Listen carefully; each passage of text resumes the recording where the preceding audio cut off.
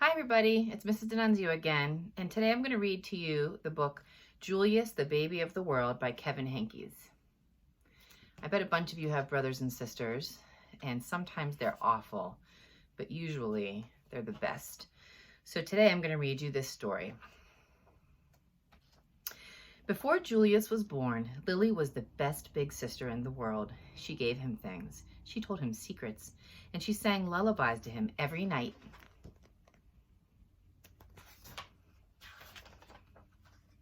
After Julius was born, it was a different story.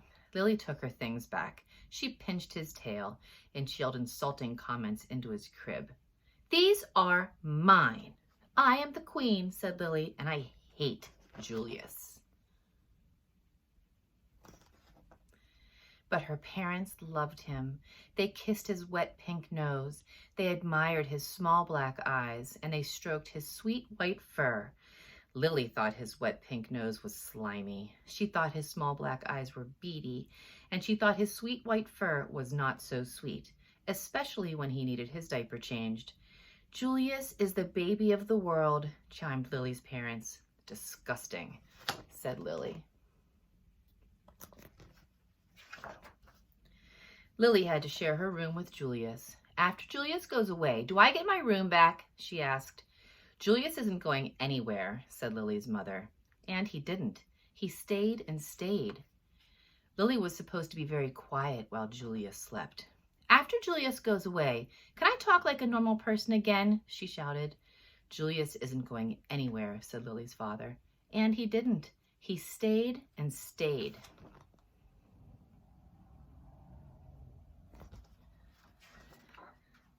"We want Julius to grow up to be as extraordinary as you," said Lily's mother. "So we must tell him constantly how beautiful he is and how much we love him." When no one was looking, Lily had her own ideas. "I hate you. You're ugly."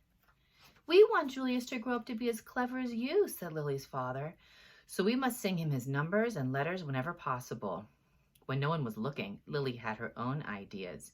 381596. AJKZBSCH.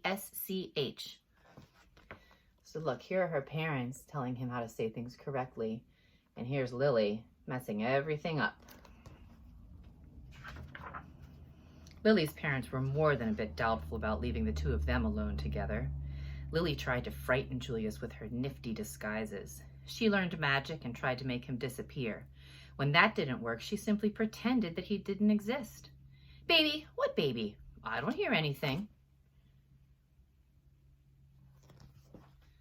Lily spent more time than usual in the uncooperative chair. Do you know what the uncooperative chair is? What does that remind you of? Have you ever heard of timeout? We had one of those in our house when my children were babies. Lily's parents showered her with hugs and kisses and treats of all shapes and sizes. They even let her stay up 15 minutes later every night. It didn't matter. Nothing worked. "I am the queen and I hate Julius." But her parents loved him. They kissed his wet pink nose. They admired his small black eyes, and they stroked his sweet white fur. "Julius is the baby of the world," chimed Lily's parents. "Disgusting," said Lily.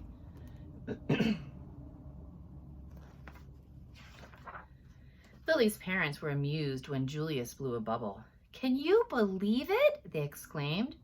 But if Lily did the exact same thing, they said, "Lily, let's mind our manners, please."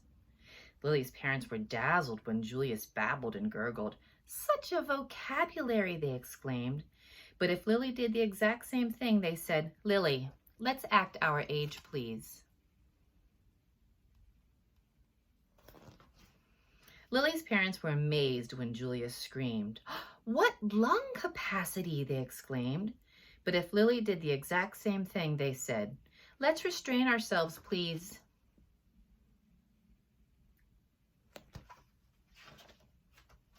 One morning, while Lily was busy playing opera, her mother said, "Why don't you put some of that verbal exuberance to good use? Why don't you tell Julius a nice story?" "He's too little to understand a story," said Lily. "He can understand in his own way," said Lily's mother. "Okay," said Lily, smiling. Julius, the germ of the world by me, said Lily. Once upon a time, said Lily, there was a baby. His name was Julius. Julius was really a germ. Julius was like dust under your bed.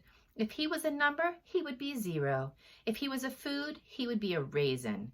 0 is nothing. A raisin tastes like dirt. The end, said Lily. The story earned her 10 minutes in the uncooperative chair.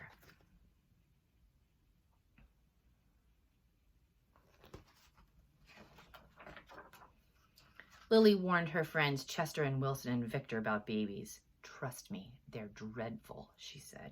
She warned strangers about babies, too. You will live to regret that bump under your dress, she said. Lily ran away 7 times in one morning. I'm really leaving this time, she called. Who knows where they'll find me? The same afternoon, Lily had a tea party and everyone came. Everyone but Julius. His invitation must have been lost in the mail, she explained.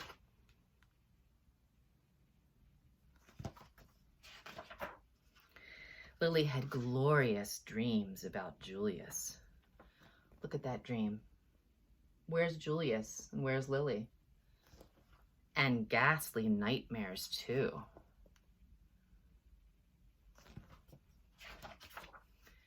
Lily's parents showered her with compliments and praise and niceties of all shapes and sizes. They even let her drink her juice out of the antique china cup. It didn't matter. Nothing worked. I am the queen, said Lily, and I hate Julius. But her parents loved him. They kissed his wet pink nose. They admired his small black fur. They admired his small black eyes, and they stroked his sweet white fur. Julius is the baby of the world, chimed Lily's parents. Disgusting, said Lily. When Lily's mother felt up to it, she planned a festive celebration in honor of Julius. All the relatives came. There was quite a spread. What's the big deal, said Lily. Haven't they all seen a silly lump before?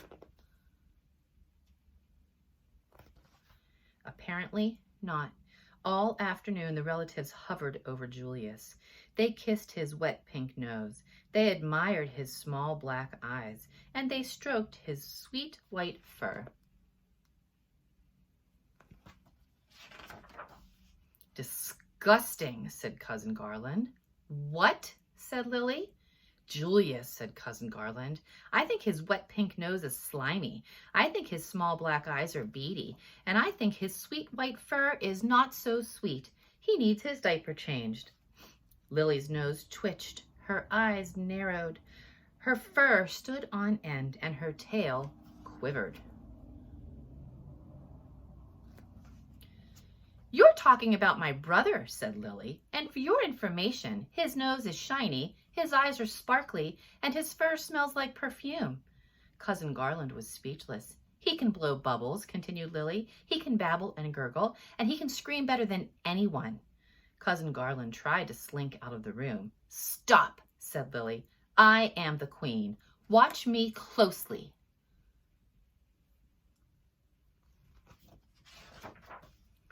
Lily picked up Julius. She kissed his wet pink nose. She admired his small black eyes, and she stroked his sweet white fur. Your turn, said Lily, handing Julius over to Cousin Garland. Kiss, admire, stroke, Lily commanded. Now repeat after me, said Lily. Julius is the baby of the world.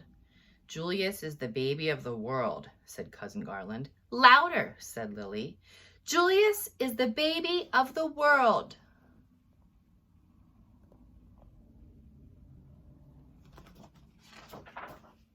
And from then on, he was, in everyone's opinion, especially in Lily's. So I want you to think about this story.